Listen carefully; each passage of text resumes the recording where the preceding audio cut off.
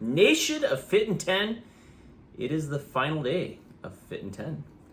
That's right, we are day 70, and I told you this day will come super fast, and here we are. And I have some questions to answer. Before I do, one announcement though.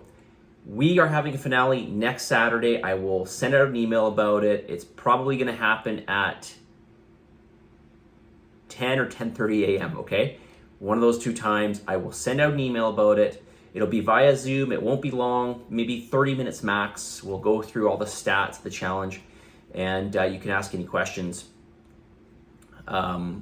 related to that, or maybe post-challenge or whatnot. I am going to send out an exit strategy for you, so stay tuned for that. That will come out by email. And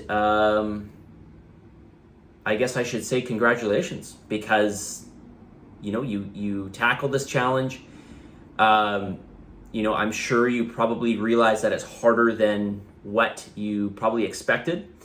And it's really about the everyday that makes the difference, right? And that is the hard part, of course, right? You have to put in the effort daily in order to really reap the benefits.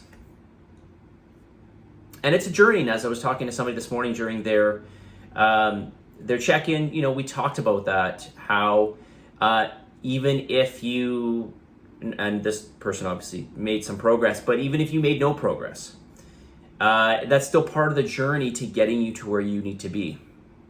I've had several people do, well, there's one person that comes to mind that did the challenge 4 times, and on the 4th one, so the first 3 she did terrible, and on the 4th one she won it. So it took her 3 to get to that point. It's all a process. And so while you may think that, well, you probably don't, I hope you don't, but if you happen to think that this is all in vain and there's just no point, that's not true. Every action of taking interest, of trying, of just applying yourself even a little bit takes you further ahead. And you get over that you would otherwise, you have to do it in order to get to where you need to be. Whatever that journey is, right? You have to go through these things. So you are farther ahead than you may think, okay? Question here, let's get into it. Hi, Mark, here are a couple questions. Somebody want to ask these questions, so this just came in through Slack, and I thought I would answer it. Muscle atrophy, how do we lose our muscles? Is it just by not using them? That is part of it, believe it or not. That is part of it. But of course, with aging, we lose muscle mass. Past the age of 30, we lose somewhere between 3 and 8% is what I've read of muscle mass per year. So it's going to vary obviously on person to person, and if you are really good with your protein intake, your calories, and your resistance training, you're probably not going to lose any. Okay? You might lose your capacity to build that much extra, but in terms of where you would have been relative to not training, you're going to be well ahead. Well ahead. So, how quickly do we lose them? I just answered that, of course.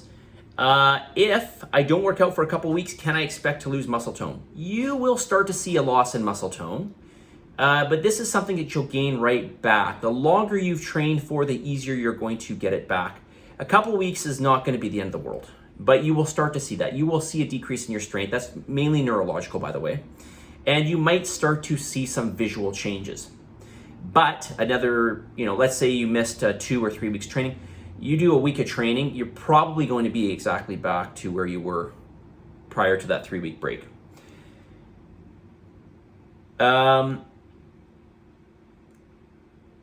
I feel like I missed, how do we lose our muscles? Okay, so listen, I didn't really answer the question on how do we lose those muscles. So let's go into that. There are a number of proposed mechanisms. We don't really know why this happens when we age.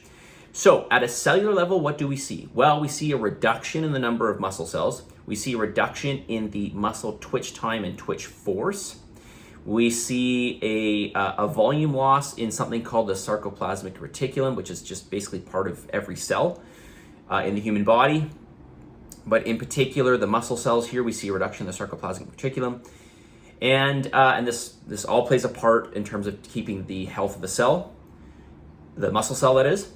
We also see a reduction in the calcium pumping capacity. Calcium plays a role in muscle contraction, okay, in the muscle being able to produce force. At a neuromuscular level, okay, we see a decrease in nervous firing rate to muscle and a decrease in the number of firing rates to the motor neurons. Okay, or I should say the motor neuron units, the number of motor neuron units. So this just means you're not going to be able to produce as much force as time goes on. We also see a decrease in the regenerative ability of nervous tissue. Okay, so this is like we're talking about our brain and our peripheral nervous system. So this is not a good thing, obviously, but that's just part of aging. We also see a drop in the number of satellite cells. Satellite cells are responsible for, they're sort of like stem cells that act as precursors to new muscle cells. Which, by the way, if you were to do, I don't know if every anabolic steroid, but I know a lot of anabolic steroids. Just as a side note, they produce a lot more of these satellite cells, and I don't think like by a substantial amount. So, I realize that anabolic steroids gets a bad connotation, but when it comes to aging, it might be actually a useful medicine. Anyways, that's a whole different topic. If you weight train, as I mentioned, if you weight train and you get enough calories and protein, you are going to be a lot different than somebody who doesn't do any of that. Okay, as you age. All right, and you may not think this is that important, but this is right here what we are talking about when it comes to anti-aging. All of this stuff is associated with young people, very young people. If you can offset this stuff as much as possible, you are going to be much younger. Okay, now that's one aspect of it, but in terms of your physicality, you're going to be much younger, and that's ultimately what we really want to maintain, right? Is our physicality, obviously our neurological ability, and that ties into that as well. Okay, this is why we see a huge drop in people's, in terms of people developing these neurological diseases, Alzheimer's, dementia,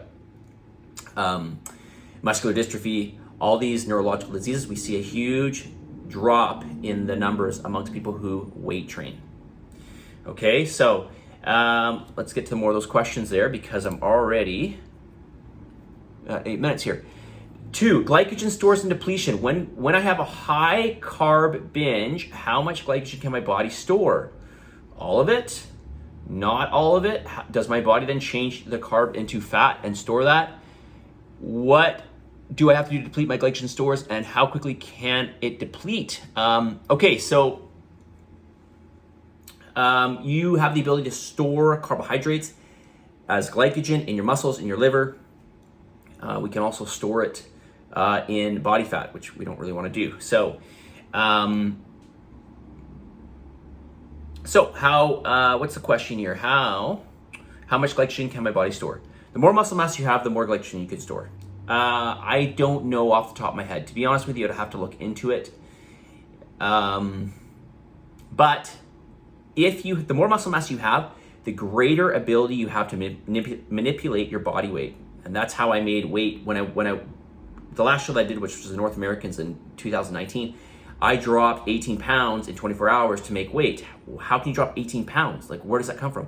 Well, because I had, I'm not like the most muscular person in the world, but I had a lot of muscle, more muscle than I do now, and I was able to deplete glycogen by that much, okay, and water from other areas as well. So the more muscle you have, the more glycogen, the more real estate area you have to store sugar, the better you have a better ability to manage sugar, okay? So if you can add more muscle, you'll be able to better manage your sugar intake. If you had a high, so for somebody like yourself, let's assume that you were completely depleted of carbohydrates. How many carbohydrates would it take to store? I'm gonna throw a guess out there. I know your size. I know you're not a very big person. I'm gonna probably say if you're completely depleted, I should really know this stat. Maybe a couple 100 grams of carbohydrates, something like that. That could be off. I really have to look into that, so I will do that, but not for this video, unfortunately. If you had a big carb binge and you were completely depleted, yeah, you'd probably be able to store all of it. If you are fully stored with glycogen, like I am right now because I've been overeating I've been over-consuming calories because I'm doing a bit of a bulking phase right now, yes, you will start to store fat. You will store more body fat. That's happened to me, by the way. And I can also tell that my leptin levels are higher and my ghrelin levels are lower because I don't have the same kind of hunger. And so that will happen as you gain fat as well. On a side note, what do I have to do to deplete my glycogen stores and how quickly can it deplete? Well, it depends on how drastic you are. If you just go low carbohydrates and you do lots of exercise, you will deplete yourself. Okay? I wouldn't really suggest doing this. If you do this, it'll probably make your scan look worse, by the way. The more water you have in the muscle, the more muscle mass you're gonna have. The more muscle mass you have, the lower your body fat percentage. So,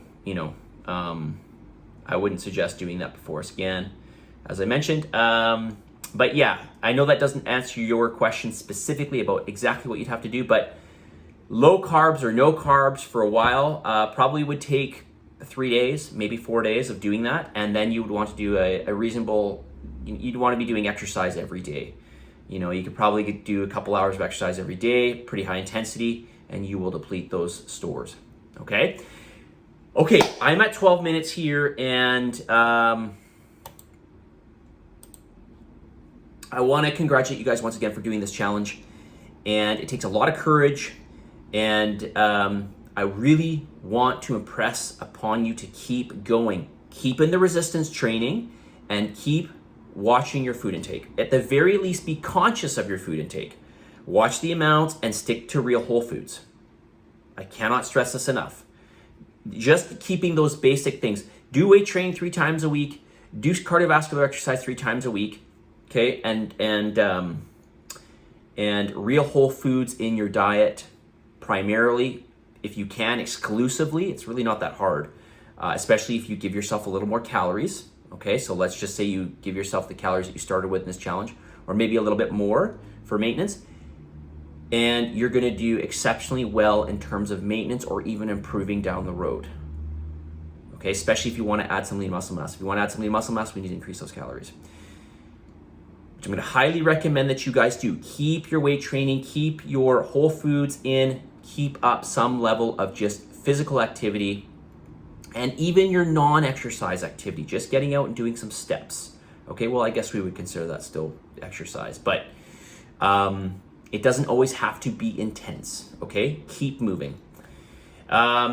Message of the day to you all: if it is to be, it's up to me. If it is to be, it's up to me. Or if it is to be, it's up to you. Remember that. You are responsible for where you are. You are responsible for being able to change. Not saying it's easy, of course. This is all up to you. Granted, we are all given maybe a different slate to work from. This is normal, but if you focus on yourself and you focus on all the things that you can do and you work on trying to better yourself, it's not gonna happen overnight. You keep working at it, you are going to be much better off. Okay, I cannot stress this enough. Self-responsibility, okay? Take responsibility, take action, make things happen, and take the harder route. Well, not take the harder route, but you understand what I'm saying. It's things that we really want to achieve in life that we've been struggling with, we've got to battle against, and we've got to expect more of ourselves, okay? Positive energy, positive vibes, believe in yourself, for the love of God, give some gratitude, and I will not talk to you tomorrow, of course, but stay tuned for the exit strategy. Stay tuned for my email regarding the post-challenge, the finale, okay? All right, you guys, take care, and I will talk to you soon.